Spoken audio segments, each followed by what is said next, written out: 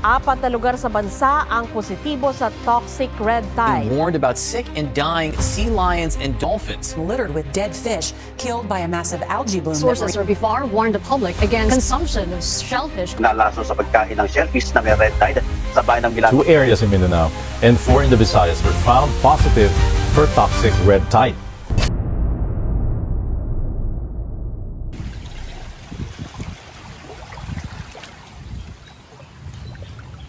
In the coastal stretches of Tacloban, where the land meets the sea, there's a man whose life unfolds to the rhythm of the waves. For over 26 years, he has been a fisherman, his existence tethered to the waters that lap against the shores of his homeland.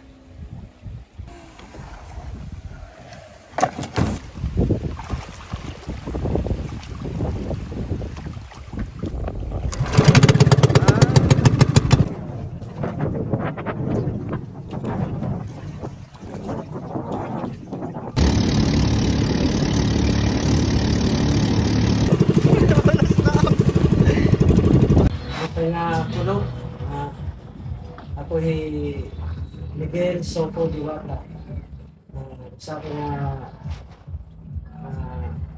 fisher po din niya barangay ng Pitri Bogacay. 2 years nagyap ako officialis si Farmsy. Amo na ito tagpuan akot na kaputinit kuan association namin. Ini akong pakabuhi kampanya niyan ulitawa ko, repang-asawa. Until now, 26 years na lang. Hasta liwat nga nagkaasawa ko, tapos nagtuwa ko ng anak. For someone like Mr. Miguel, who has been fishing for over 26 years, he have witnessed numerous changes unfolding in these waters throughout his lifetime. Dakon yung kaibahan, ang nauna, ang kuwan ng dagat, damo pati yung mga kuwan na ilarom. Siya ko dito ang basura. Basura. Ako nan kuwan ito, medyo buti ay palang basura. Yan ang damo na gud. Yan na, buti ay nagudla namin income. Kaya ako na nakaka 10 kilos kami, 20 kilos. Yan na, talagsan na lang kami maka 5 kilos. Oh, tinugid lang. Kada usa ito amo. Ano ito, 3 kilos, 2 kilos lang. Mr. Miguel is just one of the fishermen here in Cancabato Bay that is affected by this catastrophic aquatic phenomenon. Harmful algal blooms, or commonly known as red tides, are an emerging problem here in Cancabato Bay. 26 years akong pag pinanagat. Kapira na dito ma-red tide. Harmful algal blooms, or HABs, occur when certain species of algae grow rapidly and produce toxins harmful to marine life and humans. In Cancabato Bay, we've seen a significant increase in the frequency and severity of red tides in recent years. While some algal blooms are harmless, others produce toxins that can have devastating effects on marine life and humans alike. In our marine environment, the base of our food chain are the phytoplankton. When there is a proliferation, pag masyado nang marami yung phytoplankton, instead of being beneficial, more on nagiging harmful na siya. So in our local dialect, more on kilala siya bilang red tide. Kaso, not all blooms are red. And hindi naman lahat toxic. So, mas ginagamit na ngayon yung term na harmful algal bloom. Yung first ever red tide report in the Philippines actually happened in Eastern Visayas. And then, throughout the years, siguro mga nearly 40 years na simula nung nagka-HABs sa Philippines, which is actually mainly caused by paralytic shellfish poisoning. Causative agent the Pyridinium bahamense, which is actually, siya pa rin yung major talaga na causative agent ng PSP cases in the Philippines. So, marami nang na-add na mga base sa Eastern Visayas na nagkaroon na ng hubs. So, ibig sabihin, yung hubs natin, nag-expand sila ng territories. Parang marami ng days na nagkakaroon ng mga report ng red tides. And Cancabato Bay is isa sa mga major bays in Eastern Visayas na nagkakaroon ng year-round blooms. Ibig sabihin, sa isang taon, parang almost like majority of the months of the year, nagkakaroon siya ng blooms. Which is hindi lang naman mayroon din yung Bahamense, meron ding ibang causative phytoplankton species, which is like other diatoms like Skeletonema. Sa 2 years na pag-monitor namin sa Cancabato, parang 3 or 4 na blooms na yung na-observe namin. So, commonly sinasabi ng mga tao, usually December yung may pyridine yung bloom or yung red tide, pinaka-common. Pero we have observed na it can happen during October, November, meron din January. So, other species na nag-bloom sa Cancabato, may mga dinoflagellate species. We have Perrocentrum, Protoperidinium, we also have Ceratium. Then, Studenitzkia, isa siyang hubs causing or toxin producing na diatom, nag-bloom din siya minsan sa Cancabato Bay. Kumusta yung hubs sa Cancabato? Hindi kasi lahat ng nag-bloom harmful. Kaya nga tinawag siyang harmful algal blooms. Kasi basically, sa perspective ng ecology, algal blooms are naturally occurring phenomenon in the marine environments. Nag-bloom yung species kasi baka maraming nutrients or due to season. Kasi season talaga nilang mag-bloom. May tinatawag tayong mga hubs kasi sila yung kapag nag-bloom sila, it's either toxic sila, like may toxin sa cells, or yung kapag nag-die yung bloom, nagkakos ng tawag ng oxygen depletion sa tubig, which is nagkakos ng fish kill. So, nagkakamatay mga isda kasi nawala ng oxygen sa tubig.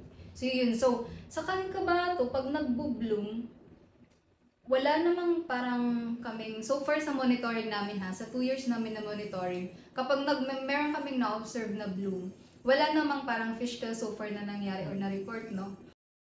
The conditions in Cancabato Bay have become increasingly favourable for the growth of these harmful algae.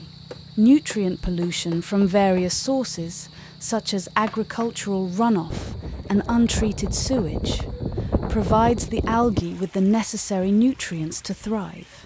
Nutrient pollution acts as a catalyst for algal growth, fueling the formation of harmful blooms. The excessive nutrients, particularly nitrogen and phosphorus, create an environment ripe for algal proliferation. Yung sa Cancabato Bay, na-observe namin na majority of the blooms is yung sa inner part ng Cancabato Bay where water movement is minimal. So, more than stagnant na yung water doon. So, doon parang since low yung movement, tapos we have nutrients or runoffs coming from Burayan River, then from the fishermen surrounding industries and residences. So, yun yung parang nag-attribute, yung parang factor na nakikita namin na nagkukos ng bloom. So, doon sa specific na part. Other factors naman actually nakakapag-cause talaga ng blooms ay, yun nga, yung parang nutrient inputs na due to anthropogenic activities na rin, di ba, yung mga improper waste disposal na nangyayari, like yung actually lahat ng parang tawag nun, if may mga waste tayo na hindi talaga na-dispose properly, naging kapag umuulan, di ba, naging run-off siya. So, pumunta siya sa tubig. So, isipin na lang, pag yung tao walang kinakain, di ba, pumapayat din. So, same lang din sa phytoplankton. Pag marami siyang pagkain na available, then that's yung pagkain is yung nutrients. Then, more tendency na mag-proliferate, so mas dumami. Then, kasi yung anak ng phytoplankton, magkakanak din. Then, parang magiging exponential yung growth. So, yun dun na nakikita yung pagdami talaga ng phytoplankton. Aside from this, climate change also exacerbates the problem. With rising sea temperature and altered precipitation patterns, This creates favorable conditions for excessive algal growth. Kung babasihan, sir, yun nga, kung na gudali, yun nga, climate change. Yung parang trend sa mga publication ng paper sa phytoplankton is more on drawing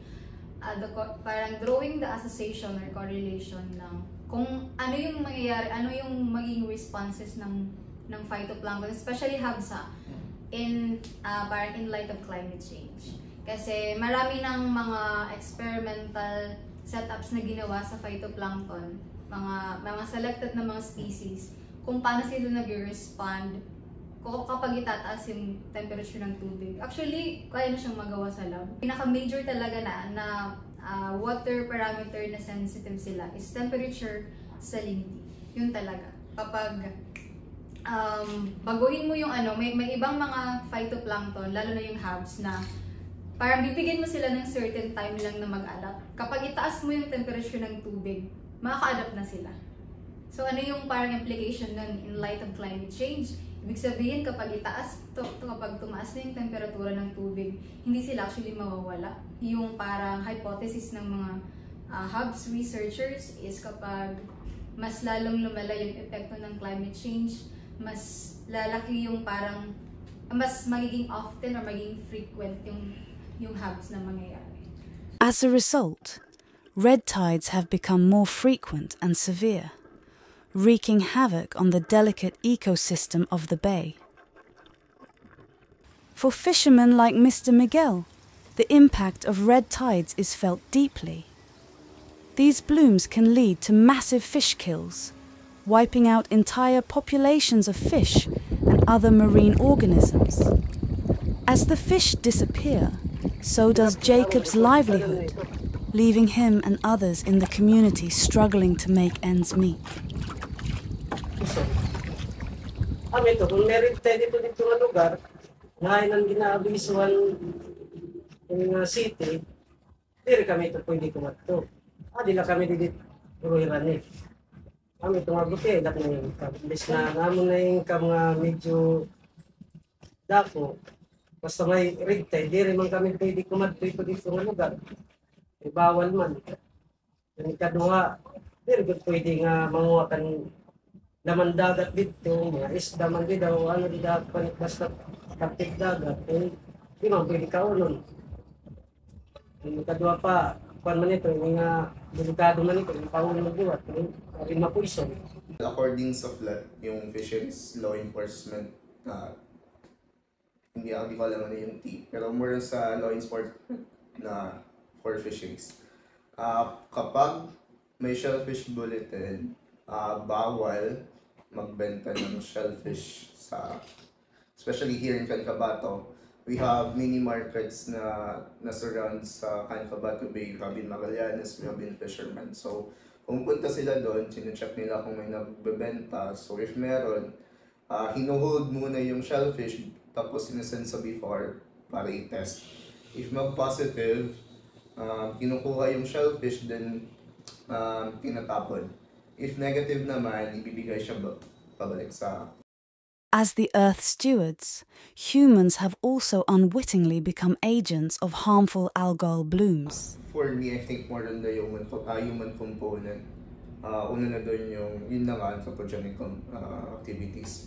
Pero we also wanna highlight na yung HABs, hindi pa siya talaga nagigets ng common people. So, yun, hindi... Alam nila na may red tide, pero hindi nila alam ano yung causative agent, ano yung possible causes ng blooms, ano yung gagawin kung naka-experience ng red tide poisoning. In a random interview, it was found that 6 out of 10 students were not aware of the existence of harmful algal bloom. Do you know what is harmful algal blooms or HABs? No, unfortunately. No, I don't know. Yes, I do, but very little. I have encountered the term before in my junior high school. Yes. Yes. Yes. Honestly, no. I don't have any idea what it is exactly. Actually, a wholesome idea of what HABs is, but when you coin the term algal blooms, I say I do know a little bit, but its entirety, actually no. No. Actually, I don't know what algal blooms are. So more on the hindi naman siya ignorance. More on hindi sila aware kasi walang or hindi sila nabibigyan ng chance na mag-educate. So yun yung parang pinaka-important na dapat natin i-address more sa communication. However, science and technology are offering hope in the fight against harmful algal blooms. Through advanced monitoring systems and satellite imagery, scientists can track the movement and development of algal blooms in real time, providing valuable data for early warning systems and mitigation efforts.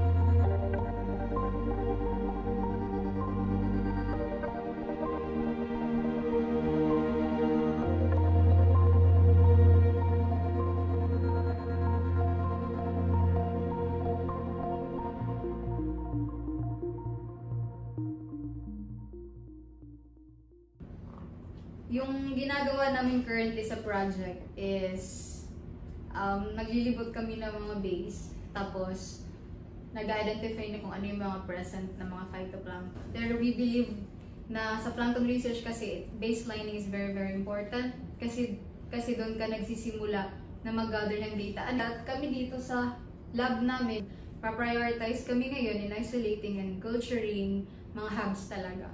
Naman, may na-acquire yung Philippines na IFCB, Imaging Flow Cytobot. So, para siyang robot na automatically with the help of AI, automatically na nagka-count and nag-identify ng phytoplankton. So, yun yung parang bagong technology na gagamitin for the monitoring of hubs. Dito naman sa amin sa UP Tacloban, currently, we have, I think, 14 possible toxin-producing species na kinukulture.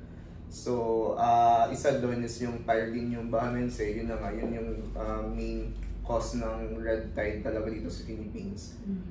Since may culture na tayo, we can already use that culture in possible or future studies.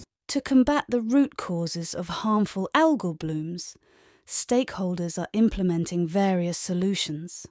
These include reducing nutrient pollution through better agricultural practices and wastewater treatment, promoting sustainable land use and coastal development, and raising awareness among communities about the importance of protecting our marine ecosystems. Yung Hubs Watch project, it stands for Real-Time Monitoring Early Warning for Hubs using high-throughput imaging and molecular methods. Ano yung parang pinaka-main deliverable talaga ng project namin is more on sa DNA barcoding at saka sa IFCB talaga.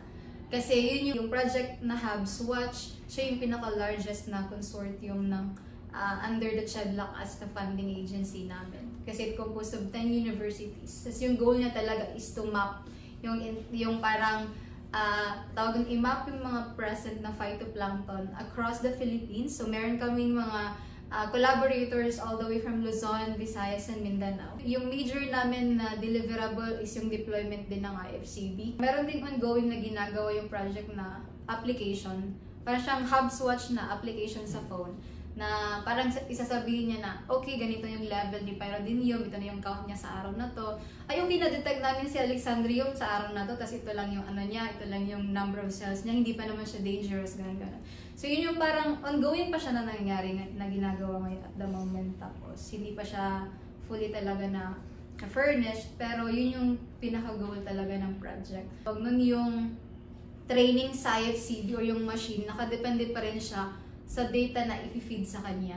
So kailangan pa rin siyang turuan na or i-train na ito yung itsura ng pyridinium. Tapos yung confirmation niyan manggagaling pa rin sa tao. As the sun sets over Cancabato Bay, Mr. Miguel reflects on another day, marked by the ominous presence of red tides. With each passing bloom, his livelihood feels increasingly fragile, the once abundant waters now barren and lifeless. Yet, amidst the uncertainty, Miguel remains determined to persevere. For in his daily battle against the encroaching tide, he finds the strength to endure, clinging to the hope that brighter days lie ahead for both himself and his cherished bay.